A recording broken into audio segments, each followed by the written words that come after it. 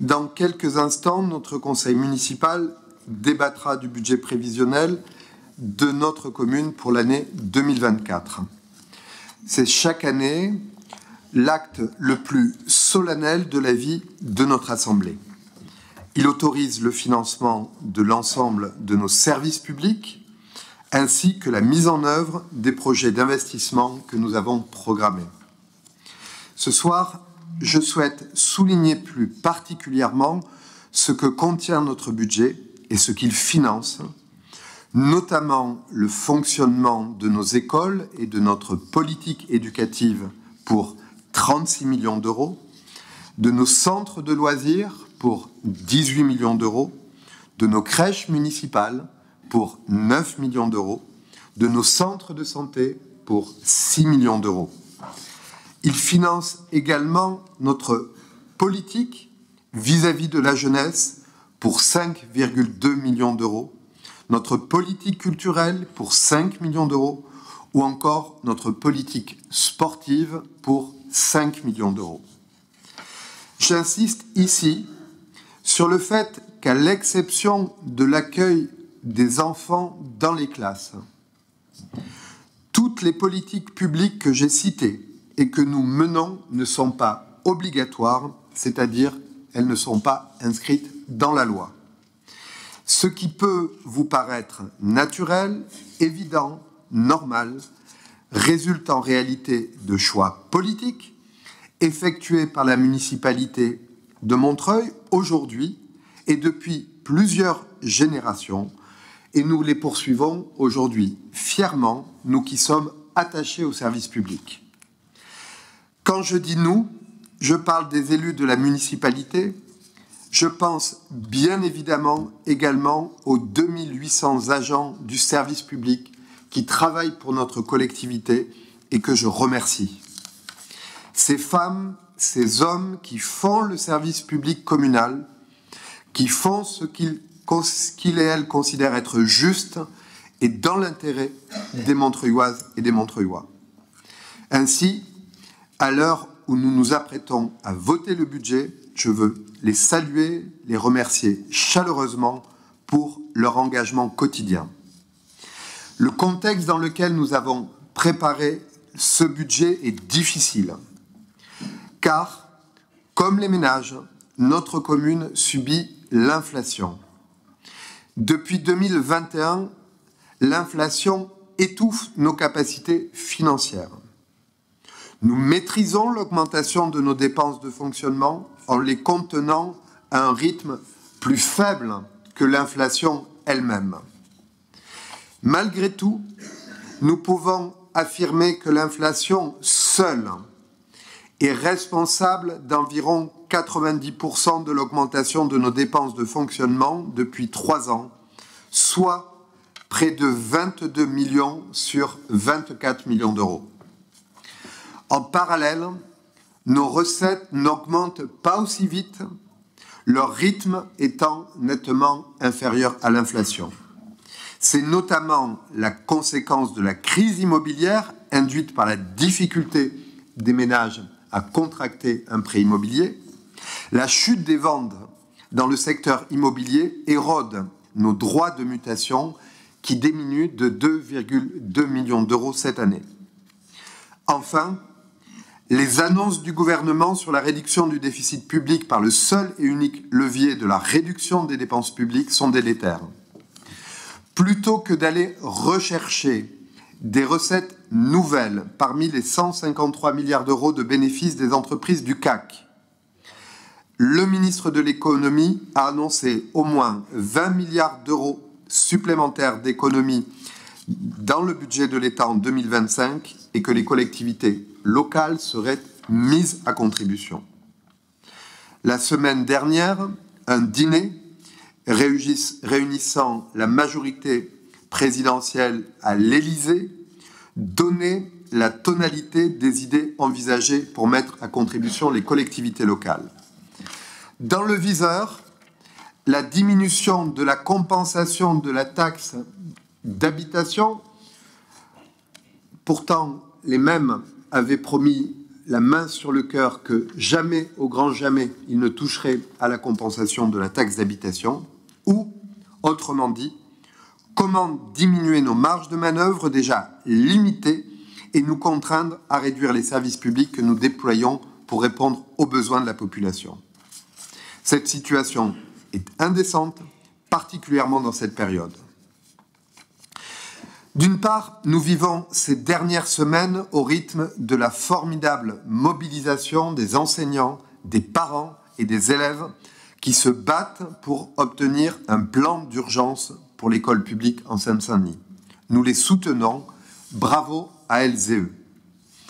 D'autre part, nous avons communiqué aujourd'hui le rapport de l'Observatoire d'Est Ensemble sur les inégalités sur les missions régaliennes de l'État. Ce rapport montre, après d'autres rapports parlementaires, que l'État est en situation de sous-financement sur les services publics essentiels dans notre département. L'exemple de l'éducation est édifiant. Les élèves du département sont privés d'1 mois de cours chaque année à raison d'un taux de non-remplacement des enseignants absents de 15%, nettement supérieur à la moyenne nationale.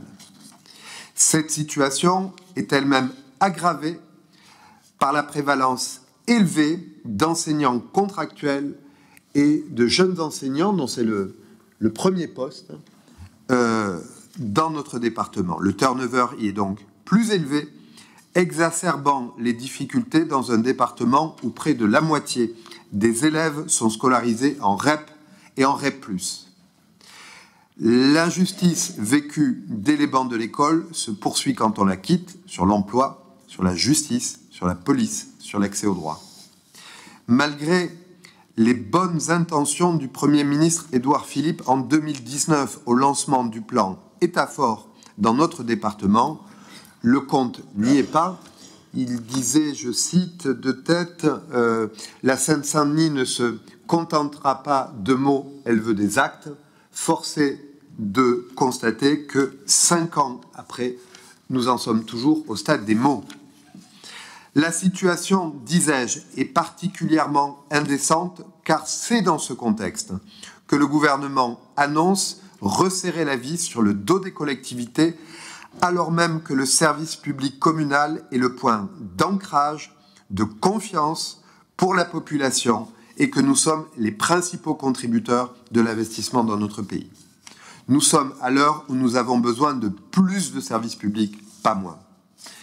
Chère Montreuilloise, chers Montreuillois, avant de laisser Philippe Lamarche vous détailler l'équation budgétaire et les choix auxquels que la majorité propose au conseil municipal, j'aimerais dire un dernier mot des décisions que nous allons être amenés à prendre ce soir. Parmi elles, nous proposons d'augmenter de 5% le taux de taxe foncière sur les propriétés bâties. Cette taxe s'applique notamment à plus de 18 000 propriétaires montreuillois pour lesquels ça représente en moyenne une augmentation de 5 € par mois. Cette décision, nous l'avons bien réfléchie. Elle est nécessaire au regard de ce que j'évoquais tout à l'heure, à savoir le rythme d'augmentation des dépenses du fait de l'inflation nettement plus élevé que celui des recettes. Elle est nécessaire également au regard du pic d'investissement que nous avons affronté dans les 3 prochaines années. Ce seront des investissements conséquents, près de 60 millions d'euros en 2024. Ils sont guidés par notre volonté, d'une part, de servir la population et de répondre à ses besoins en termes d'éducation, et d'autre part, d'agir pour transformer nos espaces publics et continuer l'adaptation de notre ville à la hausse des températures. Concrètement, c'est la réhabilitation ou la construction de 2 groupes scolaires, Guy Môquet et Étienne Dorf pour la rentrée 24, Méliès pour la rentrée 26, dans le but de créer des classes permettant d'accueillir les petits Montreuillois et les petites Montreuilloises. C'est la rénovation d'une partie de notre patrimoine scolaire à Voltaire-l'Héritier, à Diderot, à Nanteuil, à Anatole France, ainsi que dans d'autres écoles, dans tous les secteurs de la ville au cours de l'été. C'est bien sûr le démarrage des travaux de rénovation urbaine à Lannou Clos Français et au Morillon, pour ce qui concerne les équipements publics. Et je suis heureux de vous annoncer que d'ici 2026, dans le quartier du Morillon, nous aurons réalisé l'extension du centre social Espéranto et la requalification du groupe scolaire Paul Lafargue. C'est aussi le réaménagement de la Croix de Chavaux qui va se transformer d'ici la fin de l'année prochaine, avec notamment la piétonisation de toute la partie sud de la place, la plantation d'arbres pour créer une promenade urbaine ombragée. C'est bien évidemment la poursuite du plan arbre avec Est Ensemble, dont nous assurons la réalisation et que nous continuerons sur un rythme soutenu pour atteindre l'objectif de 5000 arbres plantés à Montreuil. C'est bien évidemment la désimperméabilisation des sols, des pieds d'arbres, des places de stationnement, en l'image des premières rues que nous avons expérimentées en 23. Et à cela s'ajoute le projet de grand chemin porté par Est Ensemble qui va démarrer dès cette année pour la partie ouest du tronçon montreuillois et qui va participer également à la transformation de notre ville et à l'anticipation du besoin d'ombre et de fraîcheur en milieu urbain. J'aurais peine à ne pas citer également, parmi les projets qui verront le jour, le skatepark au cours de cette année dans le quartier Bel Air Grand Péché, pour lequel Olivier Charles nous a promis une démonstration à la hauteur. Comme nous l'avions déjà évoqué lors de la discussion du dernier conseil municipal au moment du rapport d'orientation budgétaire, le contexte de préparation de ce budget primitif 2024 a été particulièrement difficile. L'inflation qui sévit depuis presque 3 ans, même si elle revient à un niveau un peu plus raisonnable, pèse sur nos finances de façon majeure. Elle impacte l'ensemble de nos dépenses, tant en fonctionnement qu'en investissement. Elle a eu comme corollaire une augmentation des taux d'intérêt, avec un effet négatif non seulement sur le loyer de l'argent que nous empruntons, mais aussi, il faut le souligner, un effet délétère sur les recettes liées aux droits de mutation. Nous y reviendrons. Quelques mots sur la loi de finances. Cette dernière ne bouleverse évidemment pas les dogmes libéraux. Elle permet tout juste de maintenir les grands équilibres en termes de dotation. Elle est déjà remise en cause par le ministre des Finances avec une diminution de 10 milliards d'euros sur les différents fonds d'aide, notamment le fonds vert, qui sont ramenés à la portion congrue pour répondre à l'obsession dictée par l'Europe d'un déficit budgétaire en dessous des 3% du PIB national. Malgré toutes les déclarations, on peut constater que le gouvernement a fait le choix de taxer les collectivités territoriales et les particuliers en épargnant le revenu du capital. Le principal axe de notre élaboration budgétaire est de préserver le service public et donc les réponses aux besoins d'une population toujours plus touchée par la crise économique. Dans ce cadre, nous maintiendrons notre offre de soins au travers des centres municipaux de santé, nous aiderons au développement d'une mutualité pour tous, nous renforcerons les moyens de notre CCAS pour aider les plus démunis, nous continuerons d'investir dans les écoles de notre ville pour accueillir nos enfants dans les meilleures conditions. Parallèlement, nous continuerons à prendre des mesures pour lutter contre le réchauffement climatique, aménagement de l'espace public, isolation thermique des bâtiments communaux, mais aussi avec Est Ensemble Habitat, la rénovation des logements sociaux. La défense du service public passe aussi, pour nous, par l'adhésion à table commune et à la production en régie publique des repas servis dans nos écoles. C'est aussi la réappropriation de la gestion publique de l'eau afin de réguler de façon cohérente et juste l'utilisation de ce bien commun. Pour le dire de façon plus synthétique, les grandes orientations politiques de notre majorité sont maintenues et il nous faut trouver les moyens de les mettre en œuvre. Notre budget de fonctionnement a augmenté ces 3 dernières années de 12%, alors que nos recettes ont progressé de 4,9%. Cette augmentation de dépenses est due à l'inflation, bien sûr, le prix des matériaux, j'ai eu l'occasion de le dire, l'augmentation des coûts de l'énergie, la répercussion de l'action des entreprises sur notre commune, mais elle est aussi due à l'augmentation du point indiciaire ou encore du SMIC décidé par le gouvernement. C'est 2,69 millions d'euros en année pleine pour financer ces augmentations qui ne sont pas compensées en termes de dotation. Après des mois de discussion, il est apparu nécessaire d'augmenter de façon modérée la taxe sur le foncier bâti.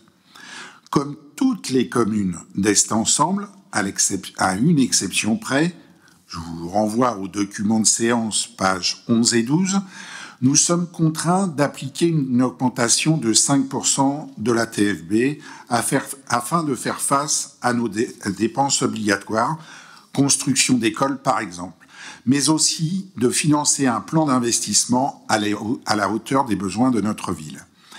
Quelques exemples quand même de ces investissements, c'est 15 à 16 millions d'euros qui serviront à l'entretien de notre patrimoine avec une attention particulière pour la rénovation énergétique.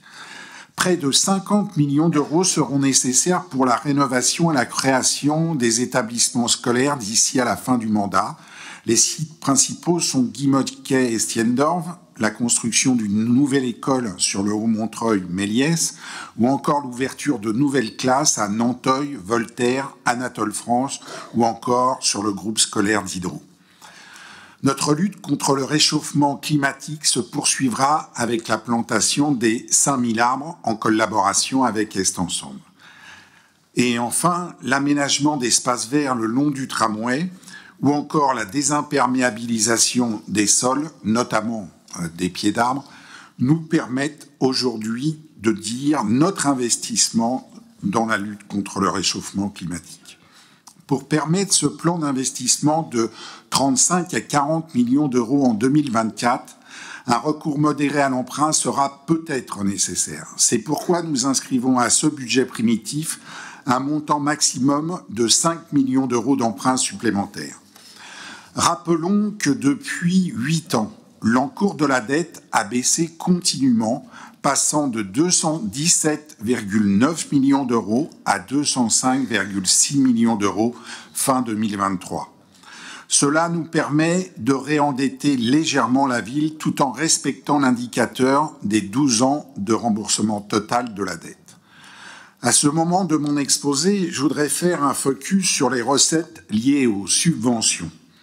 Sous l'impulsion d'Amine Mbarki, nous avons mis en place une politique active de recherche de financement extérieur. Ce n'est pas moins de 16,47 millions d'euros qui sont inscrits à ce budget. En 2021, notre niveau de subvention était de 2,2 millions d'euros. En 2024, nous avons inscrit à notre budget 7 millions d'euros. Nous entendons poursuivre les efforts de recherche de cofinancement afin de permettre la réalisation de notre plan pluriannuel d'investissement. Cela passera évidemment par un renforcement des capacités humaines dans ce secteur. Le changement de notre nomenclature et le passage à la M57, si elle améliore un peu la présentation de ce budget, relève à mon avis d'aménagements techniques qui ne feraient qu'alourdir mon propos sans éclairer le fond de la démarche politique de l'élaboration budgétaire. C'est pourquoi je ne m'étendrai pas plus sur ce sujet.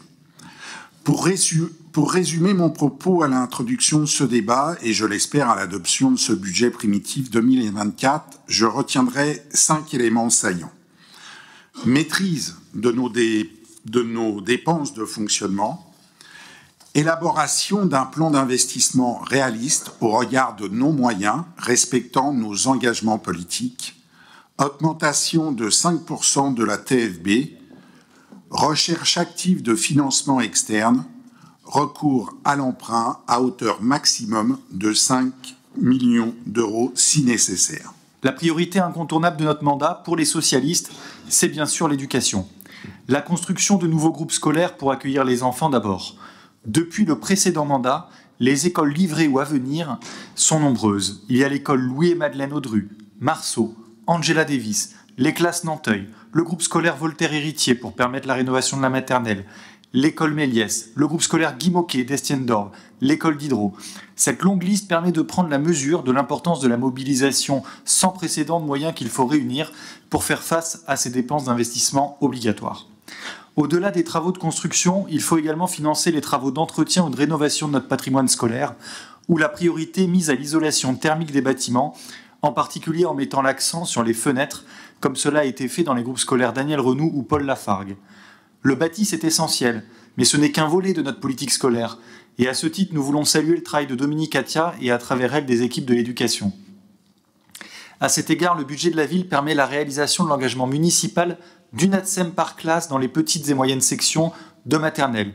Il a fallu pour cela quasiment doubler les effectifs pour les porter à 128 agents ou agentes. C'est le travail que nous menons également sur la sécurisation des abords des écoles et le développement des rues aux écoles, véritables lieux de convivialité et qui favorisent l'écomobilité des enfants. Cette année, de nombreux groupes scolaires ont fait l'objet d'interventions pour améliorer la sécurité des plus petits, et une rue aux écoles entièrement piétonne et végétalisée a été créée devant les écoles Paul Bert et François Zolto. Une vraie réussite qui nous conduit à poursuivre ce travail engagé dans les années qui viennent.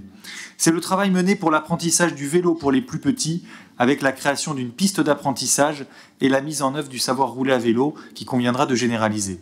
C'est la réalisation des cours Oasis pour lutter contre les effets de la hausse des températures dans certains groupes scolaires, etc. La liste est longue, mais vous voyez, à travers ces quelques exemples, l'importance cruciale qui est mise aux enjeux d'éducation pour notre mandat. La deuxième prisme à travers lequel nous avons examiné ce budget est celui du cadre de vie et de la quotidienneté. C'est dans ce sens, par exemple, que nous nous félicitons de petits projets récents, comme celui de la rue Pierre de Montreuil, qui a permis de restituer aux piétons des trottoirs qui étaient auparavant utilisés pour du stationnement automobile. Ces chantiers requièrent que le travail de recrutement des agents de notre police municipale se poursuive pour atteindre l'objectif que nous nous sommes fixés au début du mandat. De ce point de vue, d'ailleurs, les socialistes considèrent que la capacité de la ville de Montreuil à garantir une bonne cohabitation des usages dans l'espace public s'améliore, mais est à ce jour encore insatisfaisante.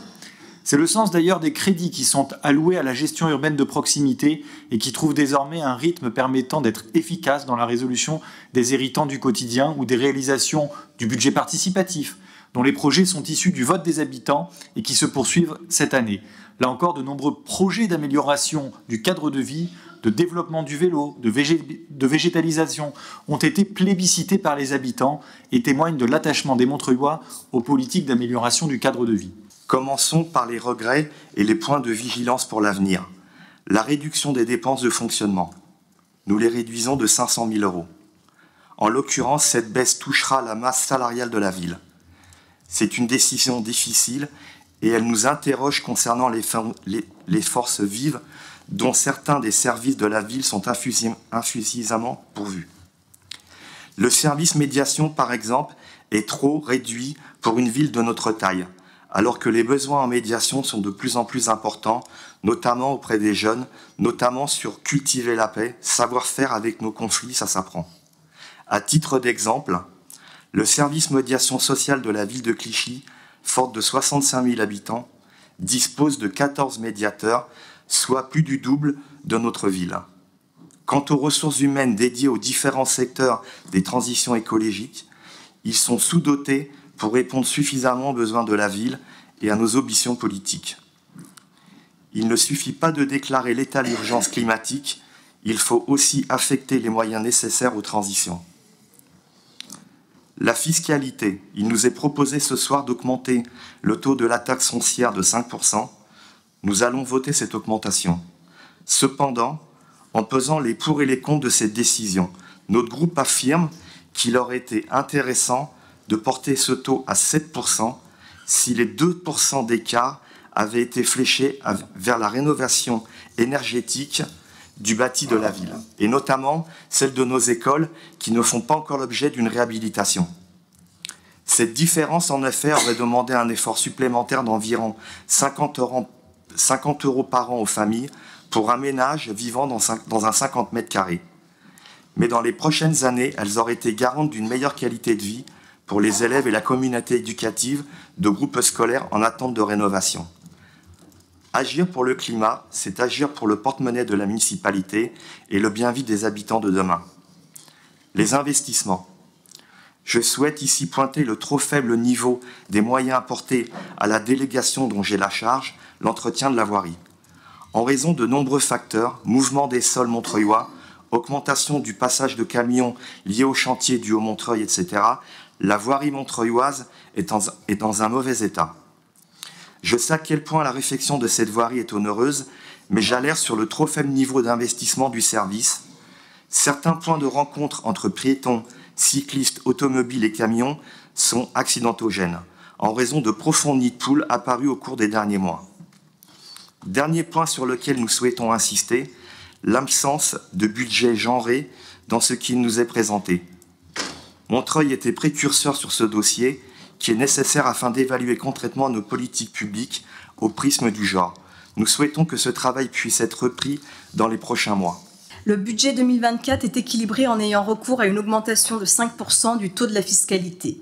Après avoir augmenté de 3,8% le taux de la taxe foncière en 2022, vous nous proposez ce soir de relever à nouveau les taux de 5%. Ma première remarque sur le budget 2024 va donc porter sur cette augmentation du taux de la taxe foncière. En effet, une deuxième augmentation des impôts en 2 ans, quand on s'est fait élire sur une promesse de non-augmentation des impôts, c'est quand même assez surprenant. Non pas que l'augmentation des impôts soit à proscrire par principe, mais encore faut-il que cette augmentation soit justifiée. Pourquoi augmenter les impôts une deuxième fois en 2 ans ? Est-ce que ce relèvement des impôts va permettre d'améliorer le service rendu aux Montreuilloises et aux Montreuillois? Est-ce qu'il va permettre de desserrer les taux autour du personnel communal? Est-ce qu'il va permettre d'investir pour mieux préparer l'avenir de notre ville et son adaptation aux conséquences du dérèglement climatique? Pas du tout. Tout comme l'augmentation des impôts de 2022 avait été entièrement absorbée par l'inflation, cette augmentation va simplement permettre de boucler le budget de l'année, vous permettant ainsi de gagner une année supplémentaire, une année de plus où vous allez naviguer à vue. La réalité, c'est que vous allez augmenter les impôts une deuxième fois car c'est la voie de la facilité. Il faut dire aussi qu'une majorité de 51 élus sur 55, c'est pratique pour faire voter même des choses qui devraient parfois interroger. De cette augmentation des impôts, vous attendez une recette supplémentaire de 4,5 millions d'euros. On peut se poser la question de savoir si ces 4,5 millions d'euros recherchés, vous n'auriez pas pu les trouver ailleurs. Quelques chiffres pour contribuer à la réflexion. Sans être exhaustif, on peut citer la communication municipale qui occupe plus de 3,5 millions d'euros, les réceptions, plus de 100 000 euros, près de 100 000 euros, pardon. Au-delà de ces chiffres, il y a une réelle réflexion à engager. Vous gérez la ville depuis maintenant 10 ans et il est peut-être temps, plutôt que de dresser une liste au Père Noël, de nous dire quelle est votre vision pour notre ville et de dimensionner en conséquence les moyens de la ville. Je l'ai dit tout à l'heure et je le redis ici, je pense que c'est surtout au niveau des recettes qu'il y a des marges de manœuvre à aller chercher plutôt que de faire les poches aux Montreuilloises et aux Montreuillois. En 2023, la ville avait postulé pour 7 millions d'euros de subventions. Elle n'en a obtenu que 4,6 millions. En 2021, elle avait demandé 5 millions et elle n'a obtenu que 2,2 millions. Ces quelques chiffres à eux seuls suffisent pour dire qu'il y a une réelle difficulté dans ce domaine. J'ai entendu M. Lamarche dire que vous aviez pris conscience de ce fait et j'espère seulement que l'année prochaine, au moment du compte administratif, ces mots seront suivis des faits. Mon deuxième point portera sur la sincérité de ce qui nous est présenté ce soir. Pour illustrer mon propos, je citerai l'exemple de la convention avec le comité des œuvres sociales donc de la ville de Montreuil. Et je voudrais dire mon étonnement ce soir de voir la subvention inscrite au budget, alors même qu'il semblerait que les discussions n'aient pas abouti sur cette subvention et que la convention n'ait même pas encore été signée. C'est quand même une drôle de manière donc de travailler. Pardon. Mon troisième point sur le budget 2024 sera relatif à l'examen de vos priorités. Vous augmentez pour la deuxième fois en 2 ans les impôts et pourtant, comme les années précédentes, au-delà des effets de communication, nous aurions aimé avoir sur un certain nombre de sujets qui sont les préoccupations importantes pour nos concitoyennes et nos concitoyens, nous aurions aimé vous entendre et savoir ce que vous comptiez faire. On aurait par exemple aimé vous entendre sur les investissements pour l'entretien de la voirie et sur la ville marchable. Par certains endroits, les marquages au sol s'effacent, les feux de signalisation sont en piteux état, de nombreux chantiers débordent de manière anarchique et malheureusement, on ne voit rien venir. Cette dégradation montre votre manque d'investissement dans la prise en compte du quotidien de vos administrés. C'est dommage. Dans une ville en chantier permanent, on aurait aimé débattre, par exemple, des investissements nécessaires pour adapter la ville aux personnes en situation de handicap. La loi oblige à s'adapter pour rendre la ville accessible. À Montreuil, on déclare la ville inclusive. Plusieurs diagnostics sont faits, mais malheureusement, on attend toujours le plan d'action permettant de rendre la ville praticable pour toutes et tous. Vous affirmez l'école comme une priorité. On a du mal à le croire quand on voit l'état du bâti scolaire dans de nombreuses écoles de notre ville. Comme les autres années, s'agissant de l'état de malpropreté de la ville, et malgré votre engagement de campagne de diviser par 2 les déchets au-delà de la communication, on a du mal à voir les actions concrètes engagées par la municipalité pour atteindre ce résultat. Je voudrais conclure mon propos en soulignant combien ce budget, comme les précédents d'ailleurs, s'inscrit dans une fuite en avant. Je vais donner quelques chiffres pour permettre à chacun de se faire son opinion. La dette de la ville au 1er janvier 2014, son encours, donc il s'élevait à 178 millions d'euros. 10 ans plus tard, au 1er janvier 2024, l'encours de la dette de la ville s'établit à 205,6 millions d'euros, soit une augmentation de plus de 27,6 millions d'euros en 10 ans. Sur la même période, les impôts et taxes sont passés de 71,8 millions d'euros à plus de 123,9 millions d'euros. Quand on parle effectivement de problèmes à ce niveau-là, je pense que se rappeler les chiffres, c'est important. En montant, donc, l'augmentation des impôts sur 10 ans représente 52,1 millions d'euros, soit donc une augmentation en pourcentage de 72,56% en 10 ans. Ces chiffres à eux seuls montrent, je pense, à qui veut les analyser sérieusement, qu'il y a à Montreuil comme un petit problème de gestion. Le personnel communal souffre des rabots permanents que vous pratiquez et qui déstructurent les services. Les mécontentements se multiplient sur la ville du fait notamment de votre gestion, dont on a du mal à percevoir la cohérence. Avec ce budget 2024, plutôt que de prendre les problèmes à bras-le-corps, vous faites le choix, encore une fois, de la fuite en avant. Quand on critique les politiques de la ville et qu'on critique la façon, y compris dont on est traité, dont on reçoit un certain nombre de choses, quand on critique les manques de moyens qui font que certains services dysfonctionnent, on ne critique pas les services. On critique les décisions politiques qui créent ces situations. Et d'ailleurs, on a dit plusieurs fois que si les services étaient en souffrance, si les services avaient du mal à fonctionner pour certains, c'était à cause de décisions que vous avez décidé de ne pas remplacer les départs, de ne pas remplacer... Enfin voilà, on a des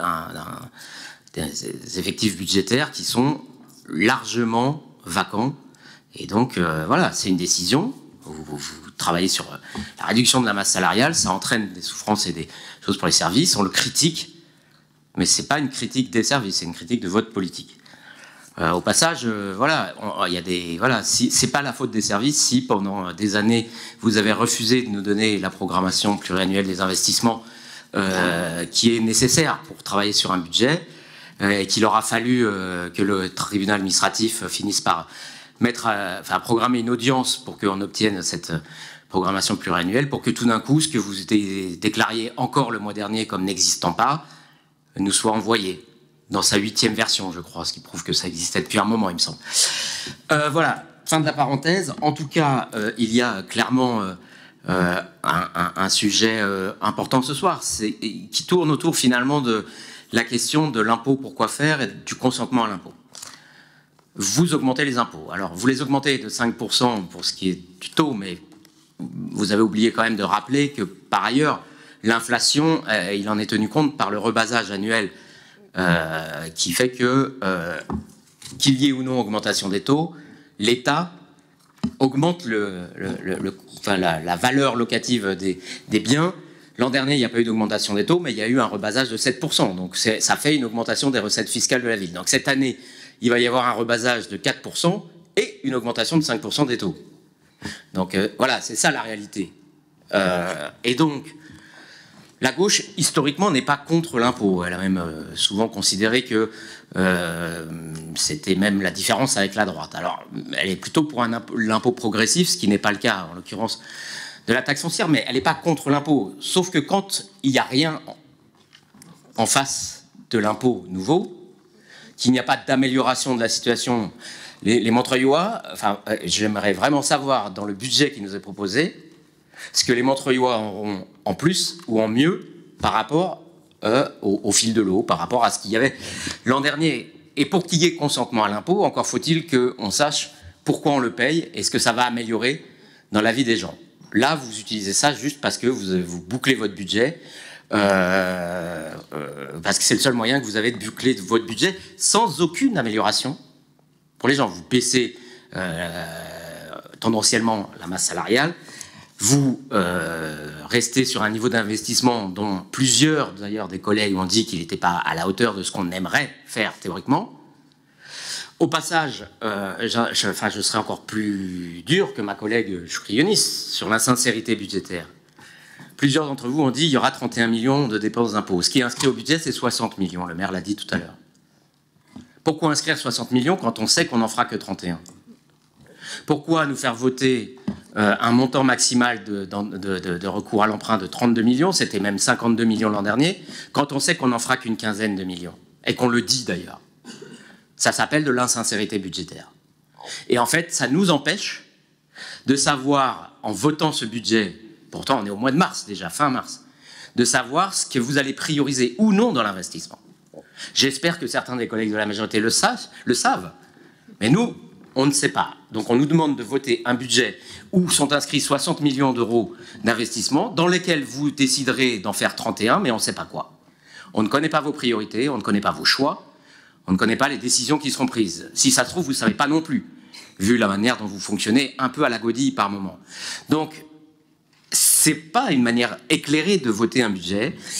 C'est problématique aussi parce que finalement, quand on passe effectivement de 71,8 millions d'euros à 123,9 millions d'euros de recettes fiscales, y compris ce qui revient à Est Ensemble, mais pour les Montreuillois, ça ne change pas grand-chose, que ça parte à Est Ensemble ou que ce soit à la commune, entre 2014 et 2024.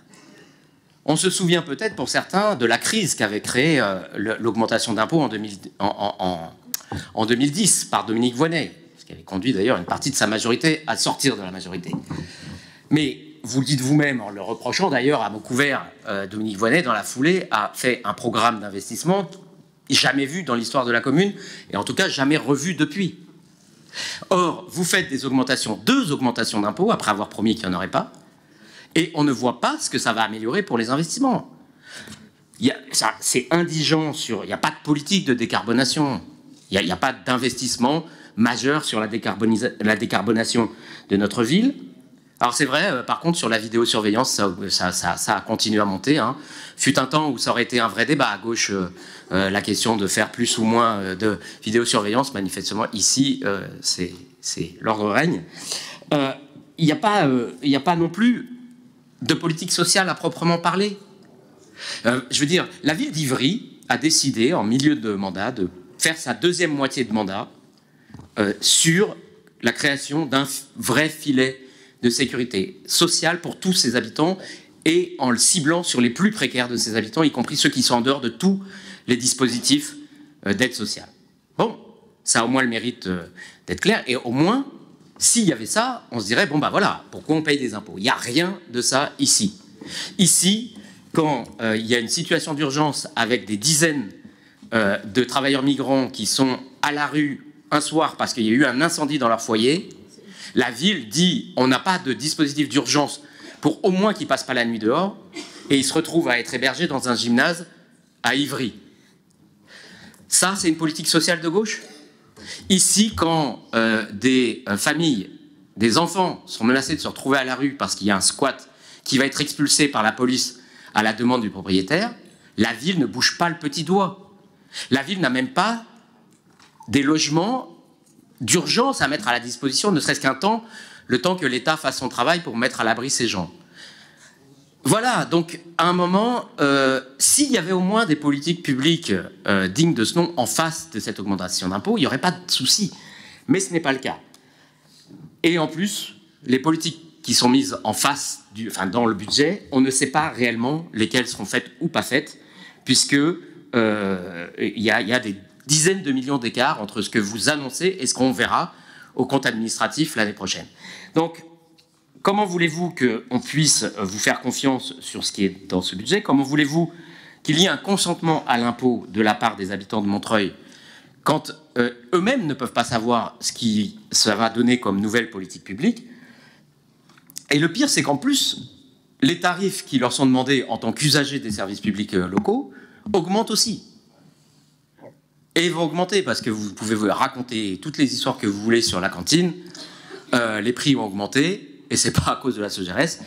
Et ils vont encore augmenter à coup sûr, c'est une évidence, puisque les coûts du Ciresco vont forcément augmenter avec la construction de la nouvelle cuisine centrale à échéance 2026. Ça ne peut pas se faire sans augmentation du prix des repas, donc il va y avoir à nouveau une augmentation du prix des cantines pour les Montreuilloises et les Montreuillois.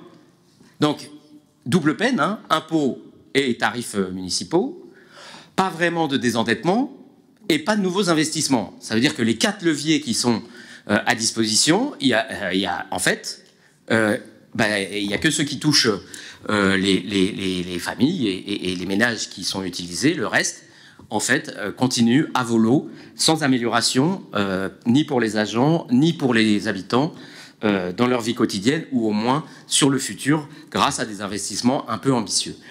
Dans ces conditions, vous comprendrez que je partage assez largement les critiques et les points de vigilance qui ont été soulignés par mon collègue Jamel Legmizi, parce qu'effectivement, il manque quand même beaucoup de choses pour avoir un budget digne d'une ville qui se dit de gauche et écolo.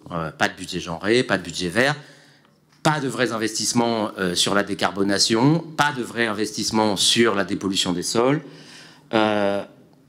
Voilà, enfin très sincèrement, ce budget, il pourrait être celui, j'oserais le dire, d'à peu près n'importe quelle commune qui fait juste de la gestion à la petite semaine. C'est inquiétant parce qu'en fait, vous cherchez des marges supplémentaires, mais en fait, c'est juste pour continuer la politique actuelle. Vous n'attaquez pas les dépenses qui sont les dépenses sur lesquelles vous pourriez rogner, des dépenses de fonctionnement inutiles. Un journal de propagande municipale toutes les 2 semaines, vous pourriez peut-être vous contenter d'une fois par mois, par exemple. Et puis peut-être pas 32 pages non plus. Enfin voilà, c'est vrai qu'il faut montrer plein de fois vos photos, mais enfin, je veux dire, les gens se contenteraient d'une fois par mois, je pense, et ça suffirait pour qu'ils soient très contents de tout ce que vous faites. Voilà, sur les réceptions, sur certains grands événements que vous faites, alors certes, il y a des prestataires qu'il faut rémunérer, hein, parce que le colonel Fabien a bien besoin aussi de continuer à manger et qu'il n'y a plus le Val-de-Marne. Mais quand même, je suis sûr que là, il y a moyen de peut-être renier un peu. J'utilise mes minutes d'explication de vote. Hein. Et finalement, ça vous fait réagir. Hein. Ah, c'est marrant quand même. Hein. Mais au-delà de ça, très sincèrement, il y a vraiment des dépenses qui pourraient être rognées. Et quoi qu'en dise Amine Mbarki, certes, il y a des subventions qui ont été cherchées, mais quand on ne propose qu'un seul projet pour le fonds vert, dont on n'est même pas sûr d'ailleurs qu'il sera retenu, il y a un problème. Il y a des endroits où ont été et des villes plus petites que Montreuil qui ont proposé plusieurs projets pour émarger au fonds vert. On fonctionne maintenant par appel à projet. Eh ben, utilisons ça et demandons des subventions. On n'utilise quasiment pas les subventions européennes. Pourquoi on ne va pas chercher du FEDER? On est une ville de 112 000 habitants. On y aurait droit. Il y a des millions d'euros latents qu'on ne va pas chercher. Et peut-être que, enfin, sincèrement, recruter une ou deux personnes qui sont douées pour construire ces projets-là, leur salaire serait largement couvert en dépenses, et ça rapporterait beaucoup plus, et ça peut rapporter des millions supplémentaires. Hein. Enfin, quand on compare à ce qu'ont certaines villes de taille identique, on a là des marges de recettes largement supplémentaires. Sur les dépenses de fonctionnement, ne sont pas en baisse, puisqu'elles passent de 235 000 à 243 000, et donc elles sont essentiellement impactées par l'augmentation de la masse salariale qui ne baisse pas. Si on peut avoir une discussion, c'est effectivement, et ce qu'on a en majorité, c'est très certainement peut-être la répartition à l'intérieur de cette masse salariale et de la façon dont on rémunère telle ou telle catégorie et comment on attribue à tel ou tel secteur les emplois. Une fois de plus, il y a une vraie difficulté, et bon, on est peut-être les derniers des derniers en termes de gestion, mais rappelons, puisque visiblement le message n'est pas passé, mais c'est plus pour les gens qui nous regardent que je dis cela plutôt que pour les élus de l'opposition. Il y a dans le rapport ce que va réaliser en termes de classement dans les communes d'Est Ensemble cette augmentation. Nous serons 8e sur 9 communes d'Est Ensemble. C'est ça la réalité. La réalité, elle a été soulignée, elle est relativement modeste. Nous avons eu une discussion et la prise de parole des groupes montre cela. Nous avons été raisonnables et nous avons calculé cette augmentation en rapport avec la nécessité que nous avions pour financer une fois de plus notre investissement, mais aussi notre fonctionnement. On a gardé, entre guillemets, une poire pour la soif avec l'impôt. Et tout cela, alors sur les promesses, pour dire un peu ce qu'il en est, comment prévoir le Covid, comment prévoir la crise économique pour aujourd'hui, mais même pour demain. Et c'est aussi cela qui est en jeu avec l'augmentation des impôts, et juste faire remarquer que ça n'impacte pas que les particuliers. 60% des revenus qui vont être ajoutés viennent d'entreprises, viennent y compris, et là il y aura sûrement une discussion comment nous allons articuler ça avec Reste Ensemble et les logements sociaux, et là-dessus il y a une vraie réflexion de notre majorité sur comment nous articulons cela. Et au-delà de cela, un certain nombre, quand on dit il ne se passe rien à Montreuil, bon, on laissera les habitants de Montreuil juger de cela. Je veux dire, j'entends peut-être est-ce le rôle, entre guillemets, de l'opposition d'essayer de noircir le tableau, mais je crois que l'excès, là, bon, voilà, est indigent, ça n'est pas sérieux de dire cela. Nous essayons, parce que nous sommes une ville de gauche, et je dénie à Pierre Cerne la capacité de nous qualifier ou non de ville de gauche, nous sommes une ville de gauche parce que nous essayons d'aider notre population dans des circonstances économiques difficiles. Le budget du COS est un budget qui s'établit aujourd'hui à 780 000 euros. Nous avons donné suite à la demande du COS pour une augmentation. Nous augmentons le budget de la CCAS et nous essayons autant que faire se peut, au travers de la régie de l'eau et au travers de la régie de la restauration, de rapatrier dans le giron du service public pour rendre mieux, toujours mieux, le service à la population. C'est ça notre objectif. Après, il n'y a pas de surprise sur les propos de certains, mais bon, c'est pas ça qui nous guide, et je crois une fois de plus que les gens jugeront de notre action. Nous ne sommes pas si loin des élections, mais je crois que quand nous nous promenons dans la ville, bien sûr, rien n'est parfait et personne ne peut dire cela. Personne. Aucune ville ne peut dire que son action, aucune municipalité ne peut dire que son action est parfaite. Mais en tous les cas, nous le faisons de bonne foi, avec des convictions, et une fois de plus, avec un travail avec une majorité plurielle, où toutes les composantes de la gauche sont représentées. Et il y a un vrai débat, et je prends un témoin l'ensemble des élus de la majorité, il y a un vrai débat pour savoir comment nous utilisons l'argent que nous demandons, y compris à la population. Voici depuis 4 ans que nous sommes sous le feu nourri de critiques de fond, de critiques de forme, de critiques de droit, de critiques de suspicion.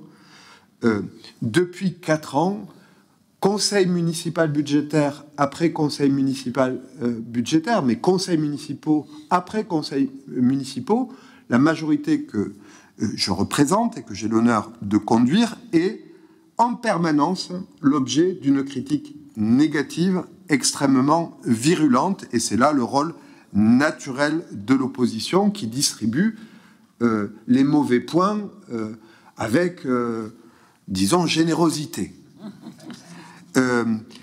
Mon regret est le suivant, c'est qu'après 4 ans du début de ce mandat, nous aurions aimé, dans cette préparation budgétaire, un début de propositions positives alternatives.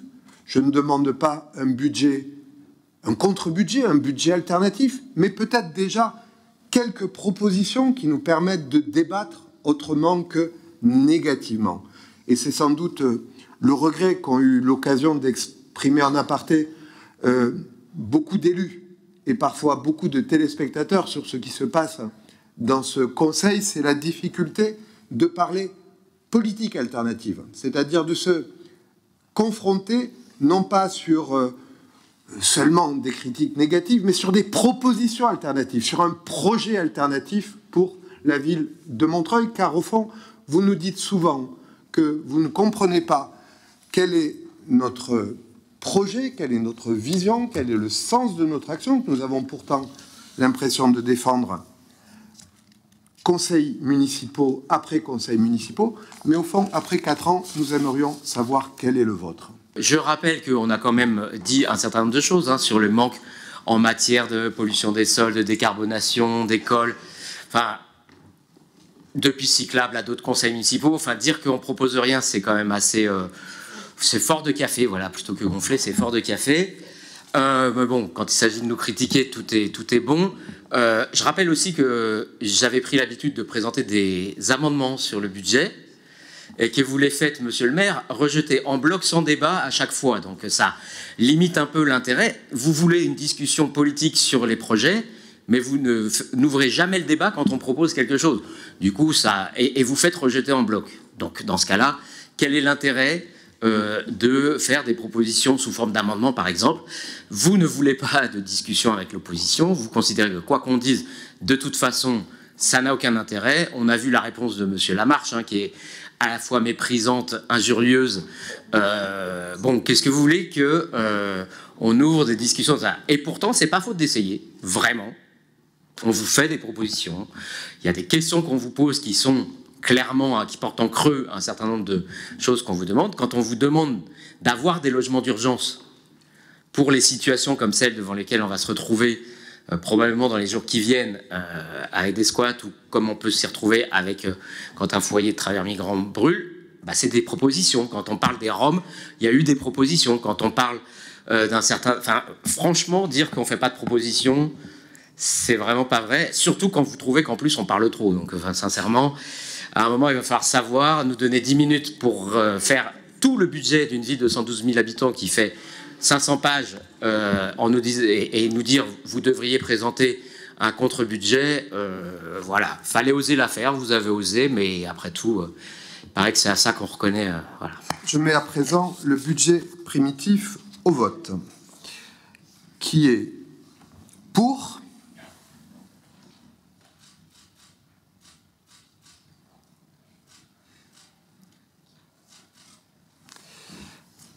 qui s'abstient, qui vote contre, 2 votes contre. Le budget primitif 2024 est adopté à l'unanimité, moins 2 votes contre. Merci beaucoup.